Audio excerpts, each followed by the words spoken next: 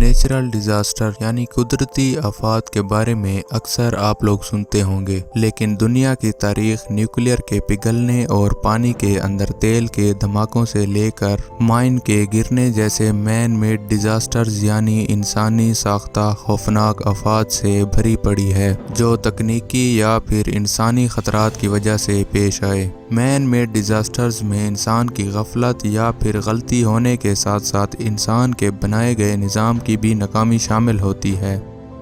Strain T V کی video میں ایک بار پھر سے خوش آمدید۔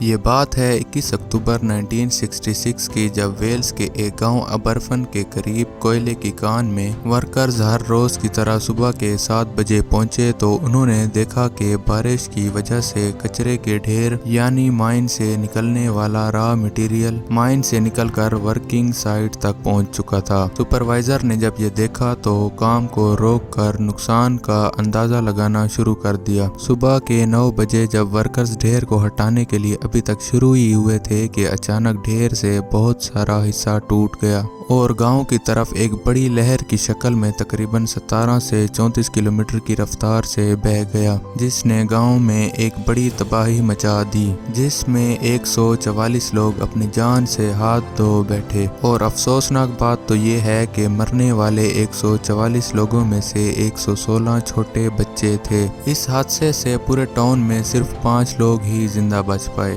تیز رفتار اس مواد نے ایک پرائمری اسکول کو ہٹ کرنے کے ساتھ ساتھ 18 گھر بھی تباہ کر دیے۔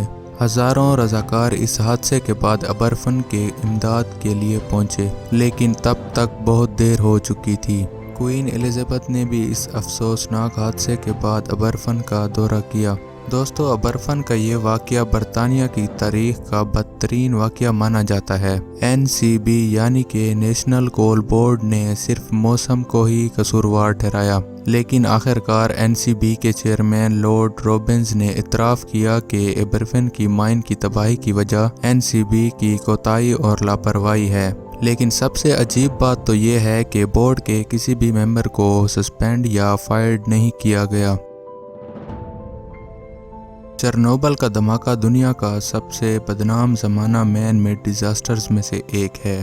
اپریل 26، 1986 کو سوویت یونین میں یوکرینی SSR کے نارتھ میں پریپیات نام کے شہر کے قریب چرنوبل نیوکلیئر پاور پلانٹ کے ری ایکٹر نمبر 4 میں ایک چھوٹی سی غلطی کی وجہ سے پیش آیا۔ اصل میں ہوا یوں کہ انجینئرز نے ایک معمول کا تجربہ کیا جس میں یہ معلوم کرنا تھا کہ اگر بجلی چلی جاتی ہے تو کیا ٹربائنز کے گھومنے سے اتنی الیکٹرسٹی جنریٹ ہوگی کہ واٹر پمپس کو پاور دی جا سکتی ہے یا نہیں۔ یہ تجربہ پہلے بھی کیا جا چکا تھا، لیکن اس بار بجلی میں اضافہ ہوا اور انجینئرز چرنوبل کے نیوکلیئر ری ایکٹر کو بند نہ کر سکے، جس کی وجہ سے زوردار دھماکہ ہوا اور ریڈیو ایکٹیو مواد فضا میں پھیل گیا۔ ورکرز اور فائر فائٹرز کو ہاسپٹل لے جایا گیا۔ 28 لوگ شدید ریڈیشن کی وجہ سے جان سے ہاتھ دھو بیٹھے۔ دوستو، دھماکے کی وجہ سے آگ اتنی زیادہ تھی کہ آگ کو بجھانے کے لیے ملٹری کی مدد لینی پڑ گئی اور آگ کو بجھاتے بجھاتے تقریباً 2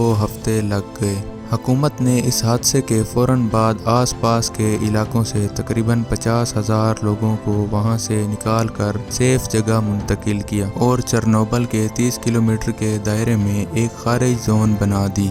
اس دھماکے کے بعد یورپ کے کئی حصوں میں اس کا اثر دیکھنے کو ملا، جو کہ کینسر کا سبب بنا۔ ایک رپورٹ کے مطابق چرنوبل کے دھماکے میں ریڈیشن اتنی زیادہ تھی کہ جس کی وجہ سے 5,000 سے زائد تھائرائیڈ کینسر رپورٹ ہوئے، جس میں 15 لوگوں کی اموات ہوئی۔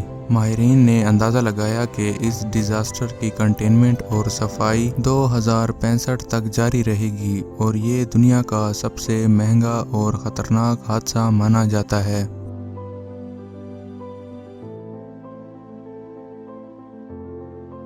یہ صنعتی حادثہ اٹلی کے شہر میلان کے 20 کلومیٹر نارتھ کے ایک کیمیکل پلانٹ میں پیش آیا۔ 10 جولائی 1976 کو فیکٹری جب 2,4,5 ٹری کلوروفینول نامی ایک کیمیکل تیار کر رہی تھی جو کہ کیمیکل ویپنز کے طور پر استعمال کیے جاتے ہیں۔ سب کچھ روٹین کے مطابق چل رہا تھا کہ اچانک ایک چین ری ایکشن کی وجہ سے ری ایکٹر پھٹ گیا और उसके नतीजे में 6 टन जहरीले केमिकल्स एक बड़े बादल की शक्ल में हवा में नज़र आने लगे। इस हादसे को सिविसो डिज़ास्टर का नाम दिया गया क्योंकि इस हादसे से सिर्फ सिविसो टाउन के 17,000 से ज़ायद लोग मुतासर हुए। इसके अलावा इस डिज़ास्टर ने और भी कई कस्बों को अपनी जद में ले लिया। जहरीले केमिकल्स की वजह से 3,300 जानवर दिनों में मर गए और रिएक्शन को मज़ीद फैलने से रोकने के लिए 80,000 से ज़ायद जानवरों को ज़बह करना पड़ा और एक ऐसी क्लोरोकेन नामी बीमारी फैल गई जिसमें जिल्द और जिगर के मसाइल के साथ साथ सांस की बीमारी के अलावा और भी बहुत सी बीमारियों को जन्म दिया, जिसमें काफ़ी हद तक लोग मुतासर हुए। एक रिपोर्ट के मुताबिक इस हादसे से बर्थ रेट पे भी काफ़ी हद तक असर पड़ा और कैंसर्स के बढ़ते हुए खतरात को नोट किया गया। हाफमन लारोक नामी कंपनी ने इस हादसे की जिम्मेदारी ली। इस हादसे का असर कई सालों के बाद भी बरकरार रहा। एक रिपोर्ट के मुताबिक 1976 के बाद से मकामी लोगों में सांस की बीमारी काफ़ी हद तक पाई जाती रही और मुतासरा इलाकों में कैंसर जैसे बीमारियों से अमवात में इजाफा होता रहा। इस हादसे के 6 साल बाद भी प्लांट की मुकम्मल सफाई ना हो सकी। दोस्तों, अब तक के लिए इतना ही। अगर आपको ये इन्फॉर्मेशन अच्छी लगी तो वीडियो को लाइक करके चैनल को ज़रूर सब्सक्राइब करें। मिलते हैं किसी और शानदार वीडियो में।